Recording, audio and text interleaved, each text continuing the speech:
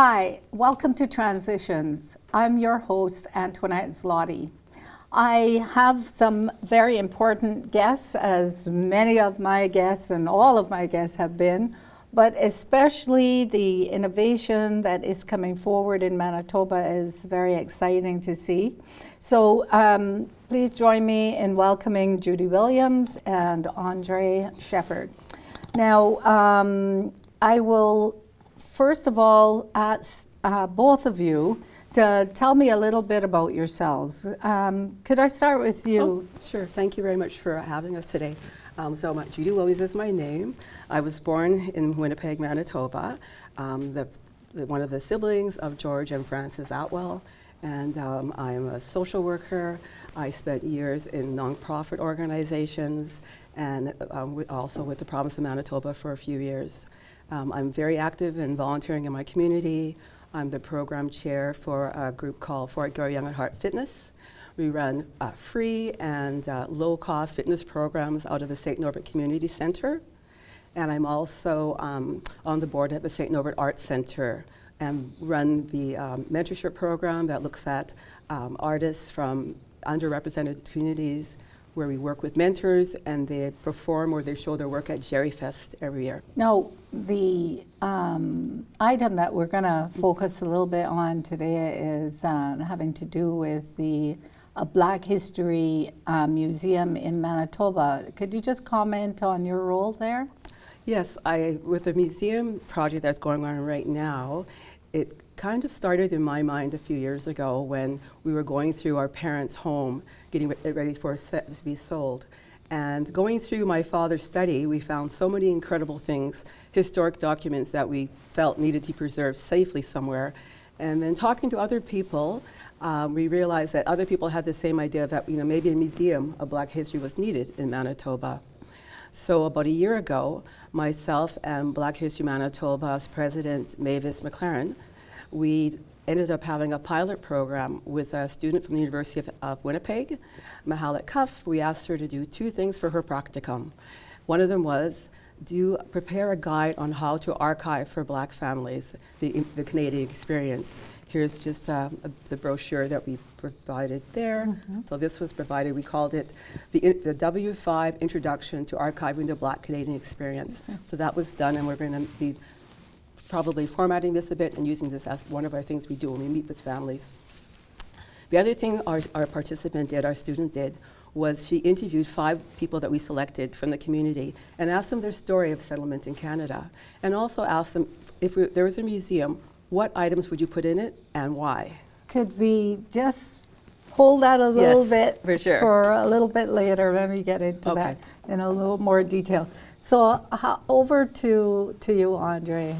Could you tell us a little bit about you and how you've come to be a part of this new venture? Well, first, thank you for inviting me here today. I am glad to be here. Andre Shepherd, born and raised Halifax, Nova Scotia. I did 36 years in the Royal Canadian Navy. My last posting was here to Winnipeg, and I retired in 2015. When I retired, I also noticed that there wasn't a whole lot of Black history in Manitoba until I met people from Black History Manitoba. So I've been with them for quite a few years now. My main focus with them is school presentations. So I go around to the various schools in Winnipeg and do Black history presentations starting in February, usually ending in June. We've got it so that we're not just doing 1 month, so that they know that we're out there 365 days of the year. So my current job is with Commissioners Manitoba. So I am the Identification Services Manager. And my other hobbies are I'm on the board of directors for the Naval Museum of Manitoba. I am also the co-chair for the Joint Veterans Association. And we put on the Remembrance Day services every year at the Convention Center. It sounds like both of you have a lot of roles, very important roles in the community. How do you balance that with the demands of family? I think I just prioritize different things. Family time is one, for sure. But it's the passion that comes with you when you're working on these projects. I find energy. And I don't need a lot of sleep. That's probably the other reason I can manage. I see. Yeah, no, that certainly would be a factor if you are energized a lot, and that's fine too. I've heard of a lot of people who've been able to accomplish a lot, during their week time, And what about yourself? How do you balance family? My kids are grown and gone. They're both out west, so that we don't see them that often, so it gives me that extra time. And my wife knows that I have my passions, and now that my Navy life has sort of gone by the wayside, my Black history life is the thing that's in the forefront. And she learned. She also works in the school, so she asked me to come to her school and talk. And so this is my big thing. I didn't learn it in school, so now I'm learning it as an adult. That comment about learning in school is interesting because my early education was in Barbados, and a lot of the education was about English history. Now, I see you brought some items with you, and I'm really keen to hear more about them. Thank you. Well, going through our parents' home, we found, like I mentioned, so many historic documents and other items that we knew should be saved, preserved properly, and probably in a museum. And one of the things that I found, and this is just a Xerox copy of it, is a certificate. It's actually a share that my grandmother Belle bought in 1920 for $5 for the Marcus Garvey Black Star Line. So this is an incredible document to have in Manitoba, and know we have. So Marcus Garvey was a Jamaican person who started a big movement in Jamaica, but also had a freight line that he developed. The idea was to be able to have people from African continent move around the world easily to trade goods, etc. And also there was also a Back to Africa movement that he was involved with as well. And then I brought a photo book that just to show you that when it comes to archiving, it's really important to, if you have a family history, older photos and so on, to get someone who's around to label them for you, because my mother did that, thank goodness. So when I look at my mother's album that has pictures of our ancestors, great-great-grandmothers here, I know who they are. The names are on the list. And they say, when it comes to archiving, which we have in our guide we prepared, you would write with pencil on the back of a photograph or label it somewhere so it doesn't damage the photograph. So in this book, I have pictures of my early family who came to Winnipeg from the USA, my mom's side, in 1905. And I've got pictures of them that go way back, and also their active life in Winnipeg. My grandmother Beatrice was 9 when she came to Winnipeg, and a lot of her the pictures in this book were taken by her as well. Yes. And then I just brought just a couple of things, just to show you. This was my mother's booty that I still have. I only have the one, but it was a booty from my mother as a little baby. Oh, yeah. That's so sweet. And then I just happened to find an old shaving brush. But just these are the kind of things. But when you collect items that are from your family, when we ask you to maybe add them to our museum, we'll want to know, who used this, what was it used for, when was it bought, what year. We want more information. We want a story about every item. So that's important in the way we're going to do our collection series. So that's very good, and we'll need to get more information too about how you will go about getting everything and storing everything.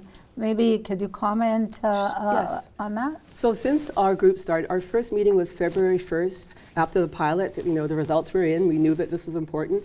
We met with 27 people, and basically the people came from various different communities and agreed this was something that was needed, and it would be a way for us all to work together. And so right away we formed committees. So we have a collections committee, we have an oral history committee, we have a public speaking committee with Andre's on. We have a tech group, which Frank is on. We also have oral history, where you go out actually and meet with people and collect their stories orally, and then a Black History Committee, and other ones will come to. Marketing and outreach we have as well. So with these groups working now, we're moving ahead. So where are you located now? Well, we're not located anywhere. We're all basically All virtual? we're meeting in person at ACOMI. They're accommodating us for Oh. meeting space. Oh, yeah. But we do a lot of meetings on virtual meetings. But the museum's going to take a long time to plan. But we have people on board that want to support us. For example, we're working with Manitoba Museum, working with Canadian Human Rights Museum, working with the Winnipeg Art Gallery, working with University of Winnipeg Oral History Department, and they've all offered us supports. So we can use the Oral History Department for our oral interviews. We can go there and use their studio and use their equipment. We've taken their workshops, we're ready for that. We're going to work with another Market Lands group. They are building that new building where the public safety building was. They've offered us space in their new place for next March. So we have things lined up. We'll be here and there. We'll be running our workshops more like pop-ups for a while until we know what we really want. We need to test the market as well, right? And then we'll eventually work towards our own space. So are you operating as a board of directors, and are you incorporated? We have a very strong steering committee right now. We're working towards incorporating as a nonprofit, but we have ACOMI as our partners. So they're our banking partners right now, and so we're using them for donations to be collected. We have a campaign right now out. It's basically trying to be the first founding 100. So if you want to be a founding member, the first 100 to donate at least $100, we'll hopefully we'll be putting your name on a wall when we finally do open. So you've got quite a vision there, and it's something that is certainly needed. We see the importance of celebrating diversity and celebrating the contribution of everyone to society. So are you thinking an accessible facility where people can walk through, see displays, read about people? Judy and I talked about this just a little while ago. Yeah. And looking at not just a museum, but also a cultural center, so that different groups can be a part of that, have different offices in there. The great thing that I find about this is when I came to Manitoba, I didn't know that there were even black people in Manitoba. So after a while, once I finally got to find out and meet people, I found out that to me, the black community was so splintered, and that now with the museum, we have people from all different groups part of the getting the museum up and running, which to me is the greatest thing ever.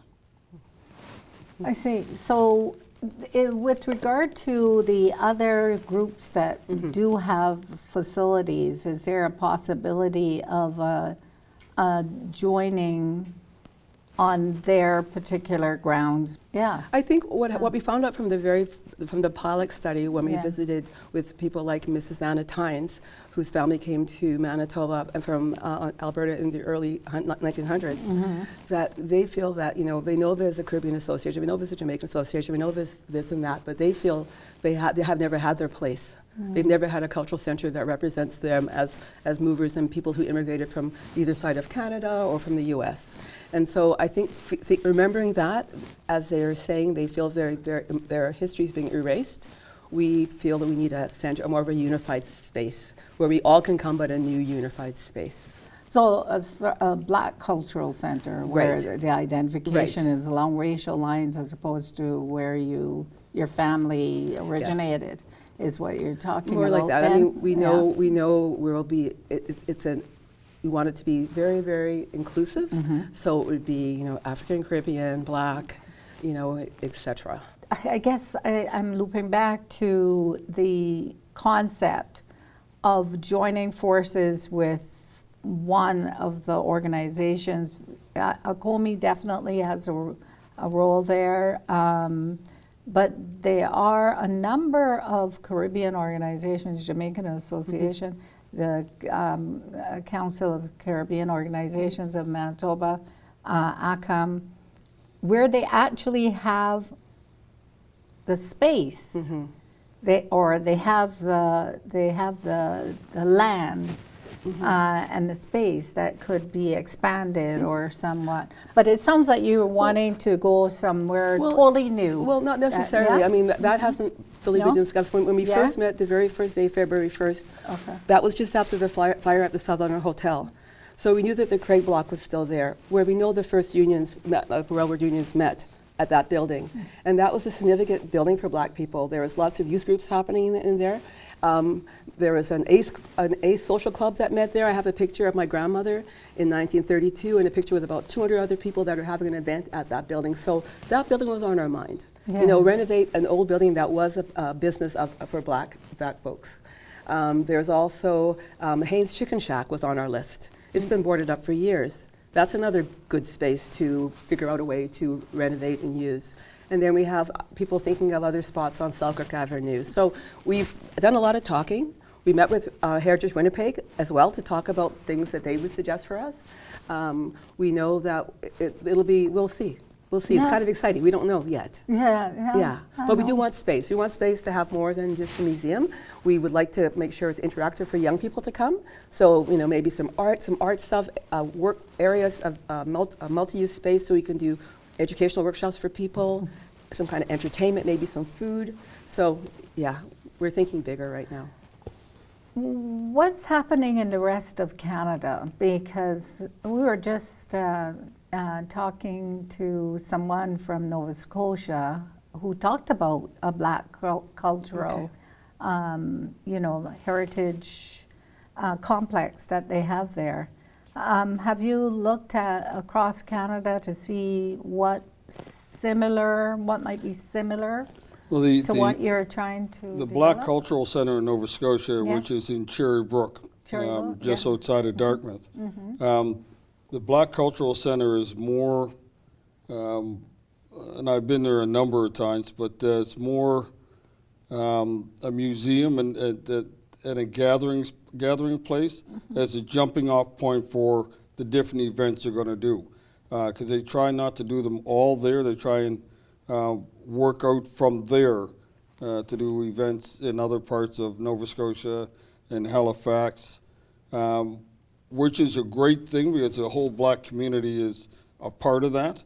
And that's what, one of the hopes I have for what we're doing is that we now have a jumping off point for all the Black community in Winnipeg to start from, to sort of mirror that.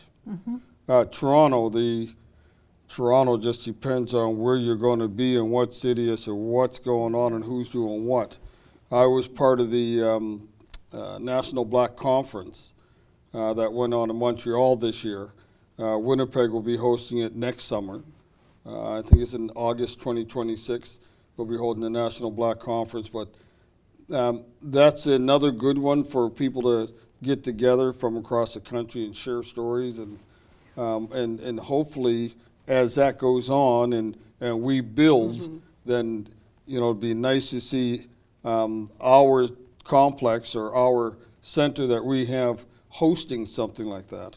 So I guess that remains to be seen how it's all going to shape up. But I guess given that when my family came here from Barbados, there weren't a lot of people from Barbados, and people tend to gravitate to people who are born in the same area that they are.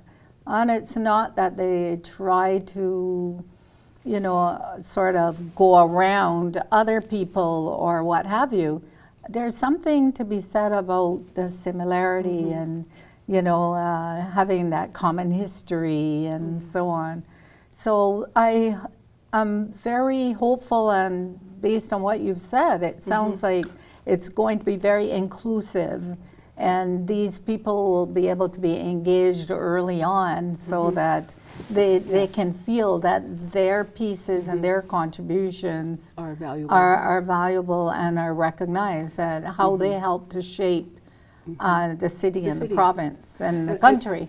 I think the main thing is we're taking baby steps as we move forward. We're all volunteers. Yes. We've got support from the Minister of Health. As it was Aguirre. Yes. Has given us a letter of support. Yeah. And she's also the one that's spearheading the National Black Conference next year.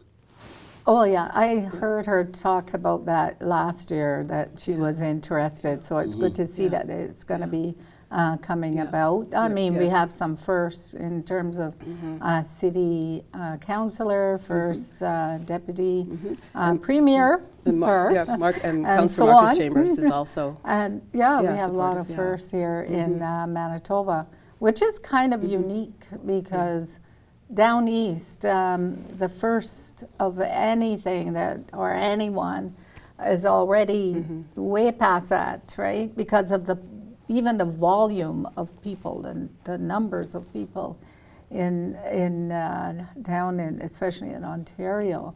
You know, so Well- they always are like way out in getting things going One ahead of of the great things Manitoba. I found about Manitoba, which surprised me to no end, is the first black man to join the Navy joined here in Winnipeg.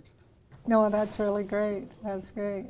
You know, there's an organization called Taibu in Toronto, and it's an exclusive health facility geared towards Black Canadians, Okay. because there are some particular health concerns and so on, and wanting to have some culturally appropriate and culturally sensitive you know, service delivery in health. So a lot of new things I'm sure are going to happen here in Manitoba too, eventually. But yours sounds quite exciting. I think I have some things from our parents for you. Oh, thank you. Yes, thank you very When much. it comes time for you to collect yes. and collect and save and wherever your you're going to stories. keep Yes. wherever you're going to keep everything that you collect along the way, right? Because we're all getting older, so the sooner that we get all those things put away into safekeeping, the better, right? Yeah, yeah, yeah.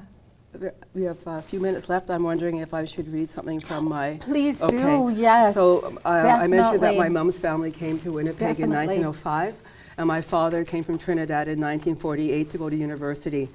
My father was a journaler. He journaled since he was 15. I just want to read a little bit from his journal of when he got an acceptance letter from the University of Manitoba saying he could come to Canada.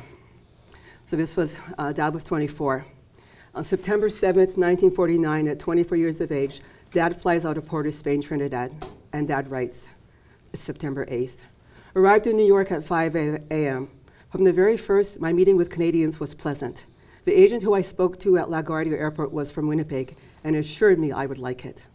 From New York, I sat next to a Toronto manufacturer of electrical appliances, a man of intelligence and interest, and he too was friendly. From Toronto, I traveled with an older gentleman from Vancouver who invited me to call him should I go that way. At the Winnipeg, the taxi that took me to town was driven by Bill Hodgins, a student. I made it straight for the home of the Browns, to whom Maraj had sent me. I was received with warmth. I need to stop and say, my mom's family ran a boarding house in Winnipeg, and he was told to stay with them when he arrived, so that's where he is now. I was received with warmth. Blessed by God, I feel at home with them. Frances took me for a short walk along Main Street. She is a fine girl, and after suggesting that I go to the St. Paul's route to college and arranged for me to go on the morrow. The Browns very kindly put me up for the night. God has been very good to me, and I feel grateful. Winnipeg is a soothingly calm city. Charles Street could be a street near the Savannah in Port of Spain. Friday, September 9th. Went to St. Paul's College to see Father Leahy. He was fine and sent me to the registrar to be accepted for registration. Met some boys from Minneapolis, Minnesota. Hodges was very talkative and pleasant. They are staying at the Y. I rode an elevator and an escalator. In the evening, Frances and I went walking and sat and chatted on the banks of the Red River. She is charming to talk to, and in the moonlight, with the moon shining out on the calm river and the lawn with spaced trees, it was lovely. We tried some potato chips, and they're fine. Sunday, September 11th. This is a wonderful family. All are jolly and all share at the chores. They love to entertain and are devotedly Catholic. Monday, September 12th. Mammy, a term of endearment our father used for older women. Very kindly invited me to stay on with them as part of the family. I am only too grateful. Good God, you know I'm grateful. That was my dad, George. Very And nice. can I very share good. something from my mom Thank wrote you. as well? Sure, You we have have time? a little 2 bit minutes? of. My mother was born in 1923, and my parents were married in 1953, and they had 7 children. I'm the second oldest. In 1997, when my mom was asked questions about her life, they asked her, for example, what historic events have you witnessed? And she said, working as a pharmacist at Children's Hospital during the flood of 1950, and taking part in the dramatic move of our sickest children to safer quarters at Deer Lodge Hospital. I was responsible for preparing and sending the new prescriptions to Deer Lodge daily, plus taking care of a small group of very ill and infectious patients who remained on the top floor of the Children's Hospital.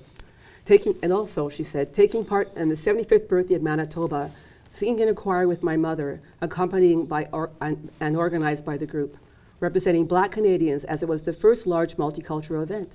It took place at Assiniboine Park and was organized by CBC under direction of Tom Taylor in 1945. The last thing I'm going to say is my mom was asked the question, who was the most impressive person in the past and what did you learn from him or her? She said, there were many in my life, but the most impressive was a young Haitian priest, Father Jean Baptiste George, who came to Winnipeg in 1944-45, and his brilliance, stalwart, uplifting, and inspiring personality gave us young adults of all races a feeling of pride and a reason to seek excellence in all we did. Thank you. Thank you so much for sharing that. These are the kind of things we want stories that we want in our museum, the oral stories. Can I also add to that too, the fact that some of the people who came here from the Caribbean and from Africa brought with them stories that had to do with Black history that was happening in the world outside of Winnipeg. So I'm hoping that some of those stories would also be shared, because they were carried in the minds and the hearts of the people who immigrated here and contributed to this province. They will, for sure. Yeah, Our Oral History Committee is looking for stories from everyone. And we're yeah, also looking at making sure good. the immigration policies are shared. Good. And looking at the history even before they landed here. Yes. Yeah, Yes. that's because a lot of that can be lost too along the way. So thank you so much for coming to Transitions. I'm really looking forward, very excited about your new endeavor and our new endeavor, because we collectively as Black Canadians need to work on this. So I'd like to thank our at-home guests, or actually viewers, for joining us, and please visit us on YouTube and also on our website. Take a look and see if you can find some of our episodes that you must have or might have missed, or some that you really enjoyed and you'd like to see them again. So again, thanks, and we'll see you here in Winnipeg.